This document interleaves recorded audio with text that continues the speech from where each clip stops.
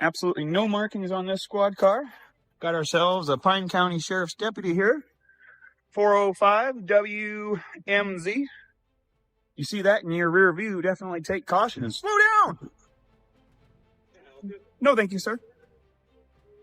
All right. Can I get your name and badge number since you've made contact? Sure, my name is Deputy Hawkinson, badge number 554. Have a great day. Can I ask you why you're reporting our vehicles and numbers? You can ask all you want, sir. All right, we got another dirty vehicle. Love it.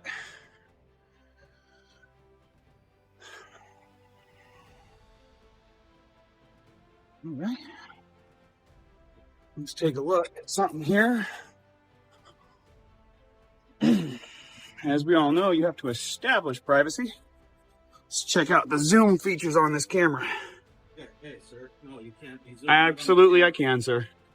Hey, well, do not away. touch me. You cannot. You cannot touch me. You cannot be. Sir, it is available and viewable from public. You cannot Sir, be recording. It is viewable from the public. You cannot interfere with me. Yes. You cannot interfere with me. Recording inside the vehicles with let's take it down a step. Computer. Let's take it down a step. Okay, at this point, I am going to ask for your identification. My ID? Why? But am I being detained? Do you want to start me a call? Hold on. Office? Am I being got detained? A gentleman here trying to record inside squad. Day 2. Yes. And why am I being detained? Now, because, like I just told you, you're recording. Is that a crime? Is that a crime? Data privacy laws? No, sir. You are required to create your own privacy. I am not required to do your privacy for you. How you doing, sir? What's your name and badge number? Investigator Nygaard. Nice to meet you, sir. I really would like to take the tension down. Let's de-escalate. Right. So can I see your ID? No, you cannot. Okay. Not unless you have reasonable, articulable suspicion that I have committed, am committing, or am about to commit a crime, which is a statute or law. Not your feelings, not your policies, nothing about that. This is an unlawful detention. The camera rolls on a quiet roadside as a sheriff's squad car passes by, unmarked and unnoticed by most. The narrator points out the details others miss. Numbers, plates, patterns. A routine act of filming suddenly draws attention. A deputy makes contact. Questions follow. Curiosity turns into tension. The lens zooms in, testing the thin line between public view and claimed privacy. Voices rise. Boundaries are challenged. Hands are warned to stay back. What begins as observation quickly shifts into confrontation. Accusations are made. Laws are invoked. Detention is threatened. In that moment, the scene captures a familiar struggle, authority versus accountability. A reminder that in public spaces, rights are often tested not in courtrooms, but on the side of the road, under flashing lights. As of right This now, is an unlawful detention. Will you stop interrupting me? Sure, I'm sorry. Okay. So basically, he's walking around, he's recording inside all the squads, collecting plate numbers, everything else like that. Came up to my squad and then started zooming in on the computer and stuff, which is our computers is private information. But you need to create the privacy. Okay. Not me. I'm a private citizen. Minnesota statute 13.05, subsection 5, paragraph 2, as you can see right on the screen, states. I don't care, but as of right now, do you have identification on you? I would be glad to provide it for you. In fact, it is in my Jeep. I'm sorry. But in order for me to provide to you my identification, you need to be able to articulate reasonable, articulatable suspicion that I have committed, am committing, or am about to commit an actual law. I'd like to inform you, sir, that you are outside. Okay, I'm just going to pull a piece of paper out here. You are officially outside of your authority. You are officially violating my constitutional rights.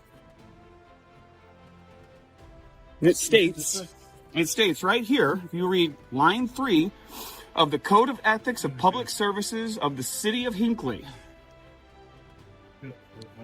Dedicated service. All officials and employees. Pardon. Officials and employees shall not exceed their authority or breach the law or risk others to do so. Let me ask you something, sir. If you do not have RAS to demand my identity, and you continue to demand my identity... The encounter slows, but the tension doesn't. The narrator explains that privacy isn't automatic. It has to be created. Another officer steps in, trying to calm the moment, suggesting de-escalation.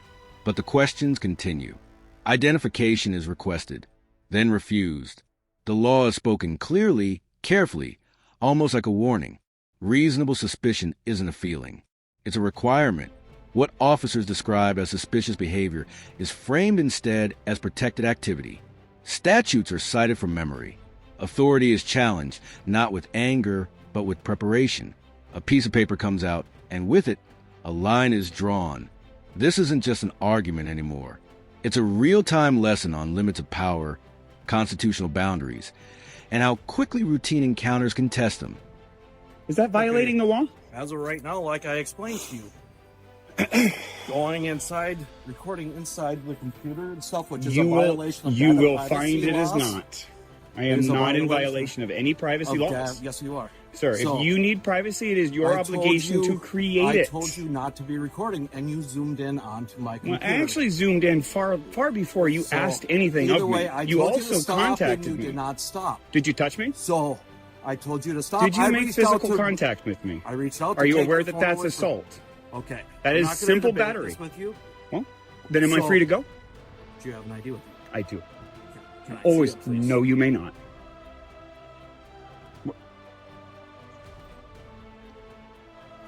From this point forward, I will observe my right to remain silent.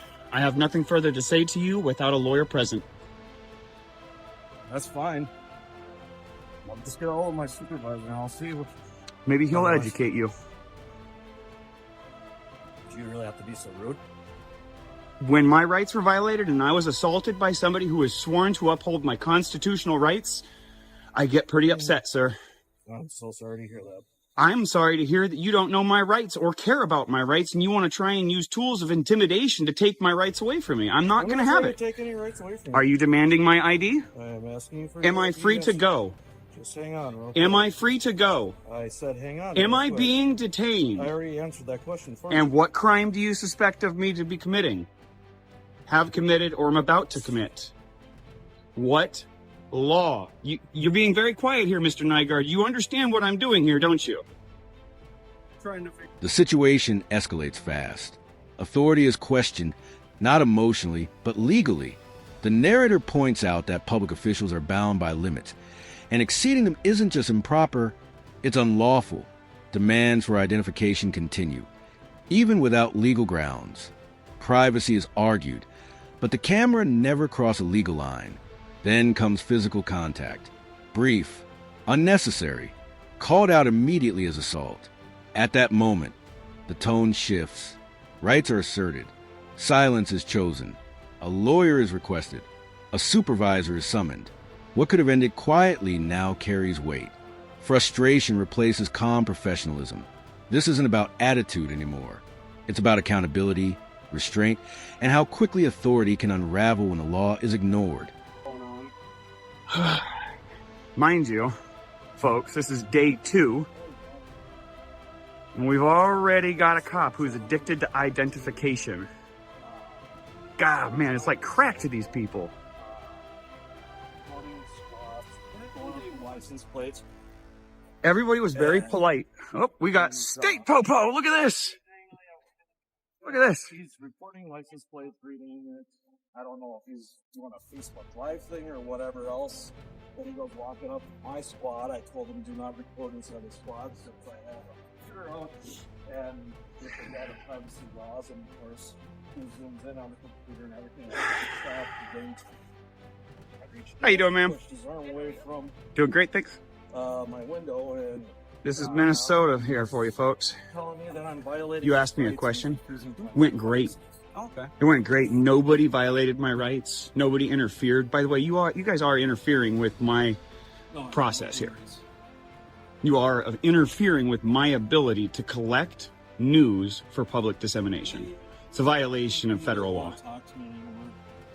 He doesn't want trying to figure out what's going on. I just told you, I'm here to collect information for public dissemination. I'm exercising my constitutional rights, and I wish to be free to go. Would you mind giving me your name and badge number? Supervisor and associate patrol 123. You're 123? Yep. Huh. That's actually my former license number for my profession. From California, license 123 is funny. Ironic and... What's that? Easy number. Yeah, tell me about it. It's nice. Yeah. Do you mind? I don't have any weapons. I'm a little cold. Can I put my hand in my pocket? Do you mind if I just check? I do. I do mind, but I will... I can kind of see that. The pressure ramps up. Questions circle back on themselves. Am I free to go or am I being detained? No crime is named. No law is cited. Silence fills the gaps where justification should be. By now, it's clear this isn't confusion, it's control. Day 2, and the obsession with identification is back, like a reflex. More units arrive. More eyes. The camera keeps rolling. The narrator reminds viewers this is Minnesota, a public place, where recording for news and accountability is protected. Polite at first, then firm. Rights are not requests. Interference becomes the real issue. The message stays steady and calm. This is lawful observation, not provocation, and freedom should never require permission. I know that I'm under a Terry stop here right now. Fine. Yeah. I know I'm on a Terry stop, and I know that gives you the right to pat me down, so... By the way, it's an unlawful Terry stop. Just so you know. For the record.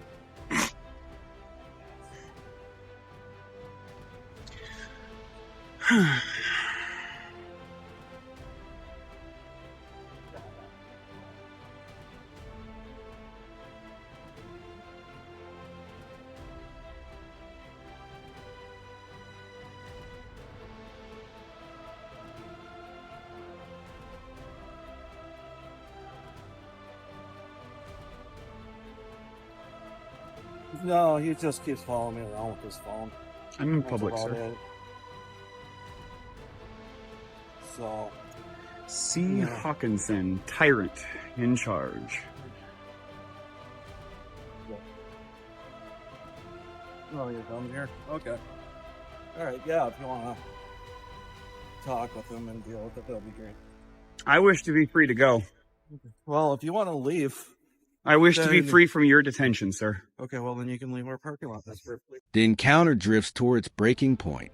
Names and numbers are exchanged casually, almost awkwardly, as if small talk can soften the tension.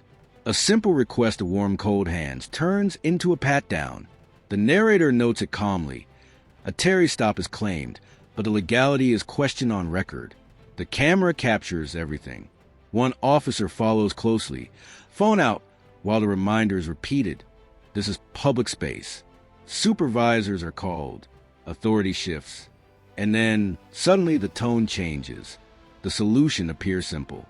If you want to leave, you can. The detention dissolves as quietly as it formed. In the end, no charges, no crime, just proof that knowing your rights and documenting reality still matters.